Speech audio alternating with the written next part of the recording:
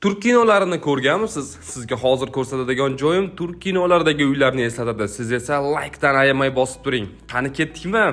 4-qavatda joylashgan 2 xonadan iborat bo'lgan 58,3 kvadrat metrga ega kvartira haqiqiy turkiy muhitni beradi. Bunga sabab qaysi detal deb o'ylaysizmi? Izohlarga yozingchi. Faqat 2 ta xona xolosmi? Demang, undan tashqari 2 ta uzun veranda, keng koridor, oshxona, 2 ta bo'lmali sanuzel ham shu pulning ichida berilyapti. Bu joyda oilangiz bilan bemalol yashab, ko'plab mehmonlaringizni ham ko'nglini ola olasiz. Yashashga tayyor holdagi uyning hamma jihozlari konditsionerdan tortib televizorgacha, yotoq mebelidan tortib gaz plitasigacha yangi egalariga hadya qilinadi. Faqat yotoqxona osilgan gilamni olib ketishirgan xolos. O'zgacha muhitni ufurgan kvartirani startoviy $38,000 baholashyapti. Ekrandagi nomerga telefon qilib kelishish endi sizning mahoratingiz.